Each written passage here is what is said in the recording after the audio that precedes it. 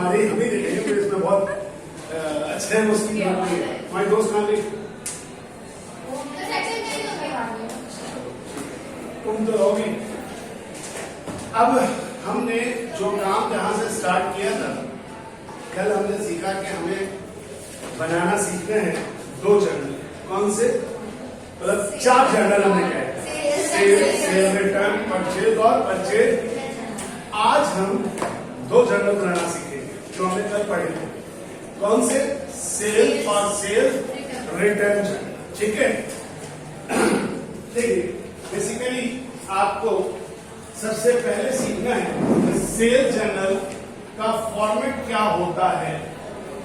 तवज्जो से देखिएगा इसमें क्या चीज कहलाती है, क्योंकि इसमें आपको असल काम है, इस चैप्टर में जो असल मेहनत का काम है वो सिर्फ जर्नल बनाना है, बाकी काम बहुत आसान है। यानी इसमें लाइंस ड्रॉ करना है। देखिए ये आप जर्नल इस तरह से ड्रॉ करेंगे, एक पेज पर 2 जर्नल आगे बढ़ लीजिए। लेकिन क्या चीज समझना यह है कि आपने ज्यादा बड़ा नहीं बनाना, पूरे पेज में नहीं। इसमें आपके पास ये बेटा आता है, स्क्रीन से परफेक्ट आता है, जूम करेंगे ना तो वो ब्लर हो जाएगा। और इसमें जो है ना पूरा आप अगर इसमें देखोगे ना यूट्यूब पे तो उनको सही आता है। देखिए ये एक लाइन हुआ, सिंगल लाइन हुआ। यहां पर हम मैक्सिमम 4 से 5 लाइन रखते हैं इस जगह। क्यों? क्योंकि हमारे पास जो ट्रांजेक्शन आती हैं उसमें 4 या 5 एंट्रीज हैं जो यहाँ पर हमें करनी होगी। तो बहुत बड़ा आधे पेज का बनाने की जरूरत नहीं है। एक लाइन यहां, 4-5 लाइनों का गैप यहां रखिए, उसके बाद 2 लाइंस यहां रखिए। इसी तरह एक लाइन यहां, 3 लाइनें यहां, क्योंकि ये सेल रिटर्न का होगा। और उसके बाद वो अब तवज्जो से 1 मिनट को पहले सुन लो, एक काम करना ना, एक काम करने के बाद हम पिक्चर भी ले लेंगे, आपको मिल जाएगा। अभी आप सुनिए कि कैसे है तवज्जो से, और 5 मिनट से सॉल्व फिर बनाइएगा जरूर, लेकिन घर जाकर ये नहीं कि खाली कॉपी पे रहे। बताइए उस सवाल में पहले नहीं तुम्हारे पास फॉलो करो यार, सब बहुत अच्छे हैं। अब सबसे पहले बताइए मुझे कि 2019 के क्वेश्चन 2019 का हम कर रहे हैं, क्वेश्चन नंबर कौन सा है? सबसे पहले बताइए कंपनी का नाम क्या बताया गया है? अयान ट्रेडर्स। आप पहले लाइन में हमेशा की तरह अयान ट्रेडर्स लिखेंगे। ठीक है, अब सब लोग इधर देखेगा, अभी छोड़ दी छपाई छोड़ दीजिए, कोई छाप नहीं होती। सेकंड लाइन में आप हमेशा कौन सा जर्नल बना रहे हैं? तो सेकंड लाइन में आप लिखेंगे कि ये आप बना रहे हैं सेल्स जर्नल्स। ठीक है, इसी तरह इसके ऊपर क्या लिखेंगे? अयान ट्रेडर्स। और अब यहां लिखेंगे sales return and allowances journal. Okay, पहली बात हो गई। दूसरी बात, कॉलम्स जो बनाए हैं उनकी क्या हेडिंग होगी? यहां पहला कॉलम डेट, यहां भी पहला कॉलम डेट, दूसरा कॉलम दोनों का बताता हूं, लेकिन तीसरे कॉलम में लिखा जाएगा नेम ऑफ कस्टमर, और यहां पे भी नेम ऑफ कस्टमर। दोनों जगह पर ये छोटा सा कॉलम हमेशा की तरह पोस्टिंग रेफरेंस, और लास्ट कॉलम में लिखा जाएगा अमाउंट। अमाउंट क्या ख्याल है? याद रहेगी बात? पहला कॉलम, दूसरा अभी बताते हैं, तीसरा नेम ऑफ कस्टमर, चौथा और पांचवा। क्लियर? अब इनके और इसके दूसरे कॉलम में क्या आएगा ये बताने जा रहा हूं। इसके दूसरे कॉलम में जो चीज आती है उसको लिखते हैं इनवॉइस नंबर। इनवॉइस नंबर क्या होता है? इनवॉइस कहते हैं रसीद। जब हम किसी को सेल करते हैं तो उसकी हम रसीद देते हैं। जैसे तुमने फीस जमा कराई तो तुमको एक रसीद मिली। हमेशा हर रसीद पे एक नंबर लिखा होता है ताकि पता चल सके कि ये किसको सेल किया था, इनको या समझ रहे नाम के साथ। तो वहां पे हमेशा इनवॉइस नंबर होता है। अगर क्वेश्चन में इनवॉइस नंबर देगा तो हम यहाँ लिखेंगे, वरना हमसे खाली छोड़ देंगे, कुछ नहीं लिखेंगे, वो सवाल में मेंशन किया हुआ होगा। अच्छा, अब सेल कर दिया इनवॉइस नंबर, लेकिन सेल्स रिटर्न में क्या होगा? तो इतना तो आपको अंदाजा है कि अगर सेल्स रिटर्न होगी, सुनती भी है ना मुझे बहुत से, सामान जो बेचा था वो क्या आएगा? वापस आएगा। अब आपको मैंने बेचा 5 मार्कर, ठीक? तो इनवॉइस जो इश्यू हुई उसके मुताबिक कितने मार्कर बेचे? 5। आप आ गए कल मेरे पास के सर आपने तो मुझे एक ब्लू दे दिया, मुझे सारे ब्रांड चाहिए थे, ये वापस दे रहे, मुझे नहीं चाहिए। अब आपने मुझे एक वापस कर दिया तो सेल रिटर्न में होगा। अब चूंकि नॉर्मली उधार बेच रहे हैं तो कल को आप मुझे 5 मार्कर के पैसे देंगे या 4? 5वें का नहीं देंगे। लेकिन इस बात का क्या सबूत है कि 5वां इन्होंने वापस किया, मैंने कर दिया? नहीं, सेल रिटर्न में तो आएगा, लेकिन जैसे सेल करने का एक सबूत था तो वापस करने का भी तो एक सबूत होना चाहिए। वो इनवॉइस नहीं है बेसिकली, आप सही कह रही, मतलब उसको कहेंगे क्या? उसको हम कहेंगे क्रेडिट मेमो। ये पूरा लफ्ज है मेमोरेंडम। मेमोरेंडम मेमोरी से निकला, मतलब याद, कि एक ऐसी याद जो हम आपको दे देंगे। अच्छा ठीक है, तुमने ये ब्लू वापस कर दिया, ये लो एक और कागज है, पहले एक और कागज दिया, उसका नाम था इनवॉइस, इस दफा कागज दिया क्रेडिट मेमो। तो कल को जब आप पैसे देने आएंगे 1 महीने बाद, 1.5 महीने बाद, आप कहेंगे देखिए मैंने 5 खरीदे थे और ये 1 मैंने क्या किया था, वापस ये दोनों को नेट ऑफ कर लीजिए, पैसे ले लीजिए। तो यहां पर वो नंबर लिखा जाता है जो वापसी के वक्त एक आपको सबूत, प्रूफ, रसीद दी जाती है, लेकिन उसको इनवॉइस नंबर नहीं कहते, उसको कहते हैं क्रेडिट मेमो। पूरा मेमोरेंडम है और ऐसे से कहेंगे क्रेडिट। अगर कैसा ये हम पढ़ेंगे ना परचेज रिटर्न वगैरह, उसमें होगा डेबिट मेमो। इम्तिहान में क्या होता है, मेरे बच्चे भूल जाते हैं, इसमें क्रेडिट मेमो था, उसमें क्रेडिट मेमो था। तो एक तो मैं सिखाऊंगा कि कैसे याद रखोगे, जो एक सही तरीका, लेकिन एक तुक्के वाला तरीका, ट्रिक सिखा दूं। अगर क्रेडिट और डेबिट मेमो लिखना भूल जाओ तो सिर्फ लिख देना मेमो नंबर, गलत मत लिखना। हाँ, इम्तिहान में गलत लिखने पर नंबर कट जाते हैं, लेकिन थोड़ा सा राइट लेफ्ट करके लिखो ना तो वो बोलता है चलो ठीक है चलेगा, ठीक है। तो फिर बना असल चीज है क्या लिखना, क्रेडिट। अब यहां पे ये 2 हो गए, कंप्लीट हो गई बात। अब जैसा कि कल पढ़ा था हमने जब ये ट्रांजेक्शन, तो हमें एक बात याद है कि कुछ ऐसी ट्रांजेक्शन थी जो इनमें आ रही थी, कुछ ऐसी थी जो इसमें आ रही थी, कुछ ऐसी थी जो इन दोनों में नहीं आ रही थी। मगर इस सवाल का रिक्वायर्ड था इन दोनों के बारे में। लेकिन आइंदा पता है कभी कभी ऐसा भी हो सकता है कि अब कह देता है कि जो ट्रांजैक्शन कहीं रिकॉर्ड ना हो उसको रिकॉर्ड करो जनरल जर्नल।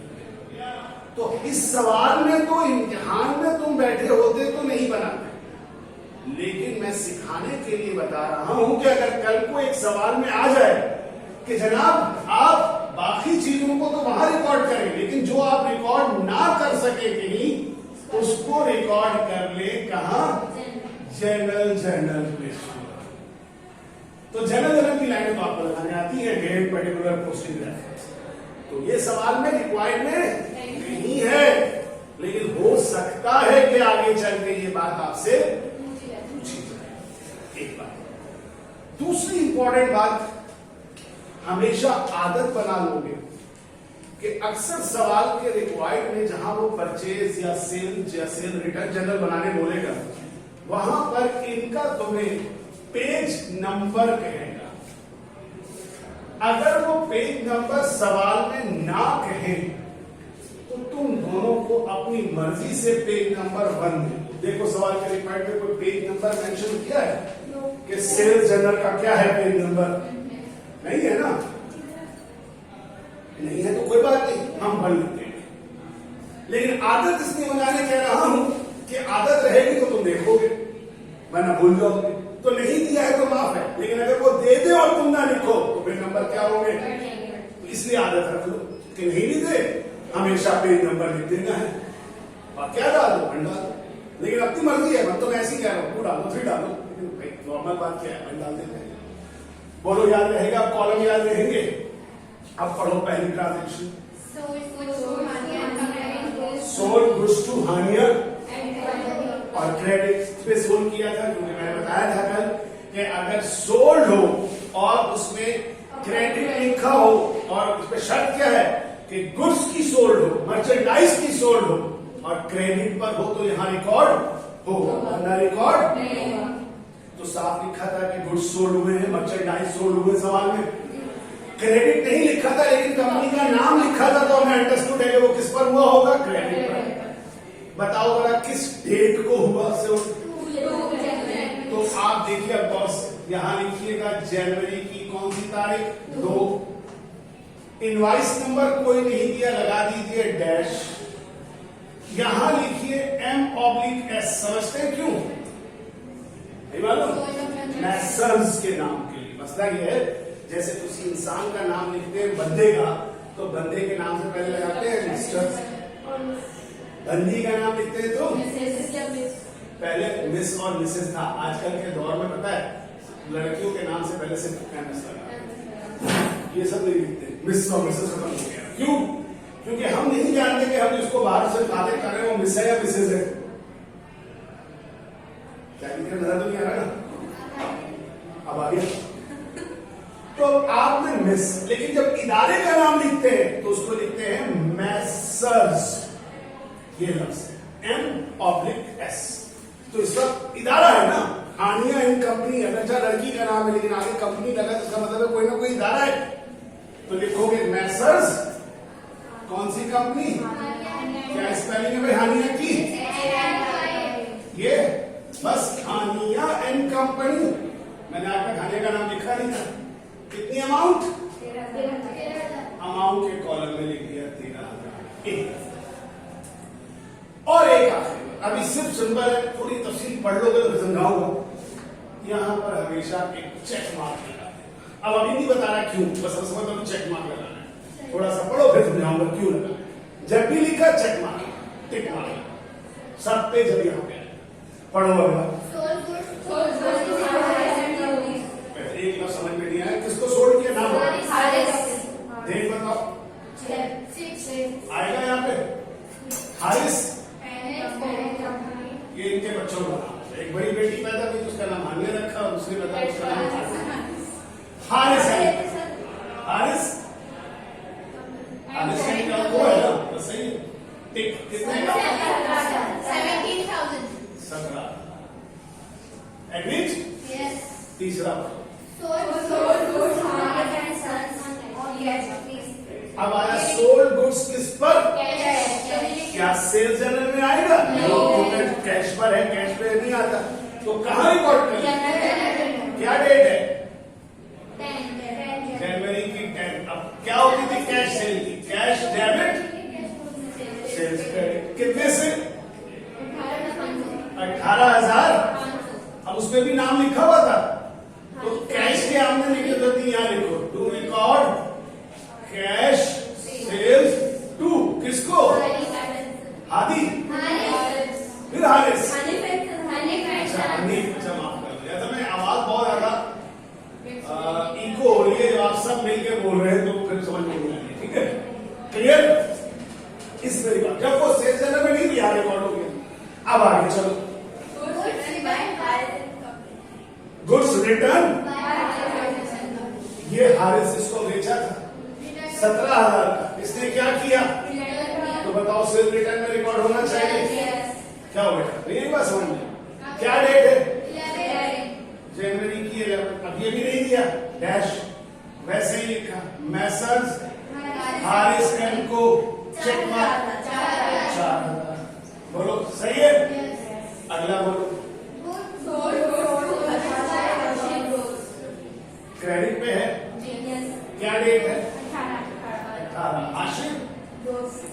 सारे हाशिरी ऐसे ही शुरू हो रहे भाई। Hashir Hashir and company Hashir brothers कितना 8। क्लियर? 20 इसने भी हनीफ ने रिटर्न किया। तो हनीफ ने अगर रिटर्न किया है तो हनीफ को क्रेडिट पे सेल की थी कैश पे सेल की, तो हनीफ यहाँ आना चाहिए वहां आना चाहिए। समझ में आई बात? यही है नंबर लेने की। हनीफ का वहां नहीं लिखा है कैश या क्रेडिट, पता है कि जब हनीफ को बेचा था तो किस पे बेचा था? तो जब वो वापस करने आएगा तो हमें उसको कैश क्या करना होगा, तो क्या लिखेंगे? क्या तारीख है? 20 sales return and allowances debit और नरेशन में रिकॉर्ड सेल्स रिटर्न, बस यहाँ से रिटर्न काफी है। 2 किसको? हनीफ। क्लियर हुआ या नहीं हुआ? लॉजिक समझ में आई या नहीं आई? कि वहां क्यों नहीं आया? वहां इसलिए नहीं आया कि क्रेडिट की सेल नहीं थी, वहां वही रिटर्न आएगा जो पहले सेल रिटर्न में आ चुका हो, वरना नहीं आएगा। फिर 24 हानिया सोल गुड्स के आगे नाम नहीं लिखा हुआ, अच्छा ऊपर आएगा तो इसको मिटा दूं, इसका मतलब इसमें और कोई नहीं है ना, सोल्ड गुड्स है। ठीक है, तो मैं यहां लिख देता हूं 24 तारीख है ना, मैसर्स हानिया एंड कंपनी कितना? 15,000। तो अब क्लियर हो गई बात, यहां कब आएगी और यहां कब नहीं आएगी, इसीलिए मैंने उसको वहां लिखवा दिया कि अगर कभी आ जाए तो संभाल लेंगे। अगर आप पेपर में अगर कर रहे होते तो आपको ये बनाने की जरूरत ही नहीं, छोड़ देते, क्योंकि ये बनाने को तो कहा ही नहीं था, लेकिन हो सकता है कल को तो सारे पॉइंट लगा दे तो फिर करना पड़ेगा। तो अब खत्म हो गई, अब लेकिन जरा इसका एंड करना है। मुझे एक बात बताओ, आप लोग क्रेडिट पे सेल करते थे तो क्या एंट्री बनाते हैं? अगर किसी को इसको छोड़ दो, भूल लो, नॉर्मल जनरल में सोचो, क्रेडिट पे सेल करते थे तो क्या एंट्री बनाते थे? अरे भाई, एक आम आदमी को क्रेडिट पे सेल किया, एंट्री क्या बनाएंगे? कैश पे सेल की बनाई ना, cash debit cell credit. Credit पे सेल की क्या बनाएंगे? कहां से आ गया? नॉर्मल एंट्री यही थी ना क्रेडिट सेल की, अकाउंट रिसीवेबल डेबिट और सेल्स क्रेडिट। कितने लोगों को सेल किया? 4। तो हमें कितने लोग, कितनी दफा ये एंट्री बनानी पड़ती है अगर हम जगह बना रहे हो? 4। तो कंपनी एक महीने में 400 दफा सेल करती है, 400 दफा ये एंट्री बनाती। उसने आसानी की, क्या आसानी की? उसने एक ही दफा नाम लिख दी गई, और देखो सबसे आखिर में जनवरी की आखिरी तारीख क्या होती है? और एक दफा लास्ट में एंट्री बना दी, क्या? अकाउंट्स रिसीवेबल डेबिट, लेकिन अमाउंट 2 दफा नहीं लिखती वो। अमाउंट इसका टोटल करो जरा, कितना आता है? उठाओ कैलकुलेटर, शाबाश। 53 पक्का? जवाब देते भाई, कंफर्म हो जाए। तो यहां एक दफा बड़ा 53, क्योंकि पता है हमें डेबिट में भी 53 होता है, तो 2 दफा लिखने की जरूरत नहीं, क्योंकि हम स्पेशल जनरल में हम अपना टाइम क्या करना चाहते हैं? सेव करना चाहते हैं। तो हमने सबको नाम लिख के अपने पास रिकॉर्ड बना लिया, और महीने के आखिर में बैठकर बजाय एक दफा एंट्री पर 5 दफा एंट्री, 10 दफा एंट्री, 100 दफा एंट्री करने एक दफा एंट्री, इफेक्ट वही रहा। क्योंकि अभी आप इसके बाद ये खत्म नहीं हुआ है, इसके बाद भी अकाउंट देखेंगे तो वहां जाके वही पोस्टिंग होगी। अगर सोचो अगर हम जाना कर रहे होते तो 5 दफा पोस्ट, 4 दफा पोस्टिंग करनी पड़ती, इसमें कितनी दफा होगी? हम आपको समझा क्या रहे? हम आपको बता रहे स्पेशल जनरल पढ़ा रहे, हम बता ये रहे कि आखिर स्पेशल जनरल क्यों करते हैं, क्या फायदा है, ये बता रहा हूं। आप यही करेंगी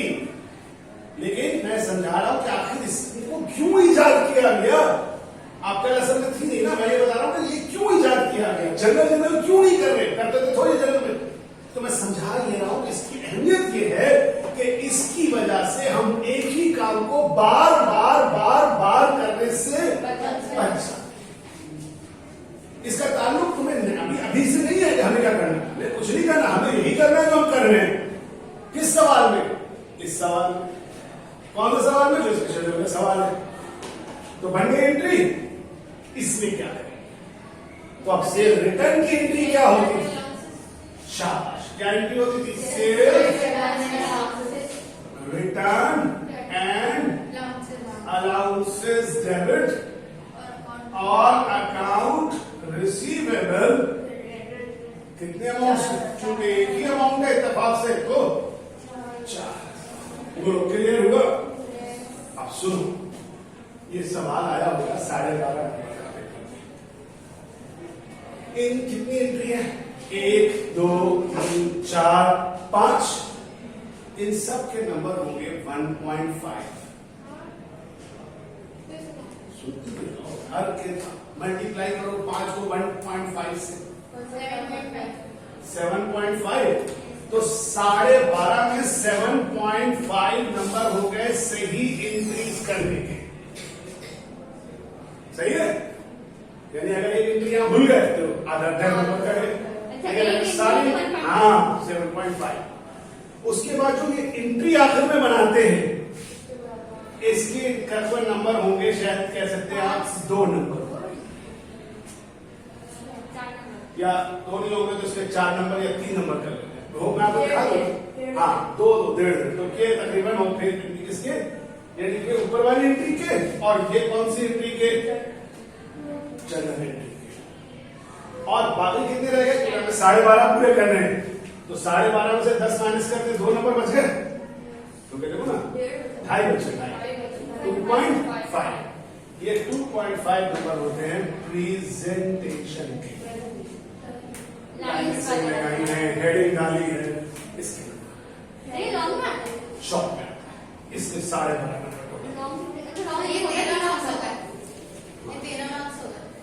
13 हो गए। तो फिर 2 नंबर हो जाएगा। 2.5 नहीं होगा तो ये हो जाएगा। ये मैं आपको मतलब आपको मैं समझा रहा हूं कि होता है एक नंबर ऊपर नीचे कोई कर सकता है, एग्जाम्पल के अपने उस पर है, एक नंबर ऊपर हो, लेकिन इस तरह से नंबरिंग होती है। बोलो, आया समझ में? तो पर सेल जर्नल बनाना कोई मुश्किल नहीं। हमेशा कॉलम यही रहेंगे, कभी भी कोई कॉलम चेंज नहीं होगा। एक आखिरी बात है बस मुद्दा, मैंने मेन बात क्या बताई, फिर अगली बात सुनो ना। सबसे पहले कॉलम की हेडिंग याद रखना है। इसको याद रखने की जरूरत नहीं है कि तो खुद ही आप समझ गए कि इसमें कौन सी एंट्री आनी है, कौन सी एंट्री नहीं आनी। दूसरी बात याद क्या रखनी है? पेज नंबर डालना याद रखना है। तीसरी बात क्या याद रखनी है? आखिर में एंट्री बनानी है। अगर परचेज जनरल होगा तो उसकी एंट्री थोड़ी सी अलग होगी। अभी समझाता हूं क्या होगी इसमें एंट्री। अच्छा, आखिरी एक नुकता पता है, टिक तो मारना ही मारना है। हाँ, वो तो है, लेकिन अभी टिक तो अब बताता हूँ, थोड़ा समझ करो। वो जब अगला स्टेज पढ़ाऊंगा तो मुझे बताने में आसानी होगी और आप समझ लेंगे। अभी बस समझ लो, टिक मारना। नंबर है इसके भी, ये प्रेजेंटेशन में शामिल है। आखिरी क्या है बात?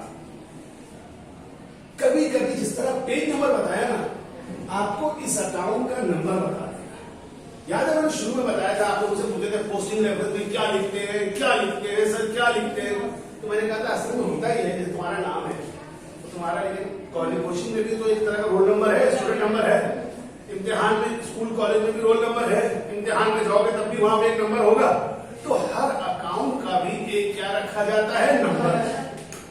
समझे? और आपको अक्सर वो नंबर अगर दे दे तो तुम यहां लिखना। अक्सर अब मिसाल दे रहा हूं अपनी तरफ से, अकाउंट नंबर का नंबर दे दिया 1-101, तो यहां लिख दीजिएगा अकाउंट नंबर के सामने 1-101। कभी इतना लंबा नहीं देगा, सिर्फ एक दे देगा। क्या है इसका नंबर? इसका 1 नहीं, इसका नंबर देगा 101। अपनी मर्जी नहीं चलानी है, जो दिया हुआ हो तो नहीं दिया हुआ छोड़ दो। लेकिन समझा रहा हूं, सेल का एक नंबर दे दिया, सेल्स का नंबर दे दिया 501, तो 501। अब इसमें अकाउंट नंबर 101 लिखा, यहाँ भी अकाउंट्स पर आया है 10 सेल रिटर्न। अब वो 501 था, कहेगा ये 502 है, क्योंकि आसपास होते हैं। जैसे रोल नंबर का मिलते जुलते अक्सर नाम वाले जो है ए है तो उनका शुरू का नंबर होता है, जेड होगा तो उनका आखिरी असल में नंबरिंग होती है। बोलो अब याद हो गया? तो अब तुम लोग उसको नोट करो आराम से और एक सवाल मेरे साथ बैठ के करो ताकि कॉलम्स याद हो जाए। नहीं यार ये गलत बात है, आप साथ देगा बोला और भागने लग रहे फौरन। अच्छा फिर मैं एक और चीज पढ़ाई देता हूँ कैसी। चलो सुनो इधर सुनो, कंफ्यूजन हो जाएगी। कोई कंफ्यूजन नहीं होगी, 2 मिनट की बात है। एंट्री बनानी थी ना उसमें, तो बनवा देना, चला एंट्री पढ़ दी, बनवा दो, बनवाई नहीं है। अब सुनो एक मिनट सुनो बात, इधर की सुन लो, इधर पूरा लेना ना बोर्ड की तस्वीर। अगर ये बताओ परचेज जनरल होगा तो क्या चेंजिंग होनी चाहिए तुम्हारे ख्याल? क्योंकि उल्टा हो जाएगा ना। अकाउंट पे सबसे पहले ऊपर से शुरू करो। परचेज जनरल होगा तो कंपनी का नाम परचेज जनरल, जहां तुमने नेम और डेट वैसे ही आएगा, इनवॉइस नंबर वैसे ही आएगा, लेकिन जहां तुमने नेम और कस्टमर लिखा है वहां पे आएगा नेम ऑफ सप्लायर, फिर पोस्टिंग रेफरेंस और फिर यानी सब कुछ सेम, सिर्फ चेंज क्या है? नेम ऑफ सप्लायर आ जाएगा किसकी जगह, और आखिर में जो एंट्री होगी वो ये होगी परचेज डेबिट, और उसमें बेचने वाला रिकॉर्ड होता था, इसमें खरीदने वाला। और इसी तरह नीचे बाजू में कंपनी का नाम purchase return and allowance general, और सब कुछ सेम, खाली इनवॉइस नंबर की जगह जैसे वहां क्रेडिट मेमो था यहाँ डेबिट मेमो आ जाएगा। और आखिर की एंट्री क्या बनेगी? अकाउंट पेमेंट डेबिट और परचेज रिटर्न एंड अलाउंसेस, दोनों याद रहेगी बात। और पेज नंबर वगैरह जैसे रखना होता है। अब आप उसको नोट करिए। तो कल का टास्क ये है कि सवाल खोलिए और देखिए कि वो और काम भी बोल, पर सेल्स है तो सेल्स जनरल और सेल्स रिटर्न जनरल, और परचेज है तो परचेज और परचेज रिटर्न जनरल। डन हो गया? ये कल करके अब नोट कीजिए। हाँ बेटा, कि पिछला तुम्हारा कितना रहता है ये बताओ, क्या क्या नहीं पढ़ा है?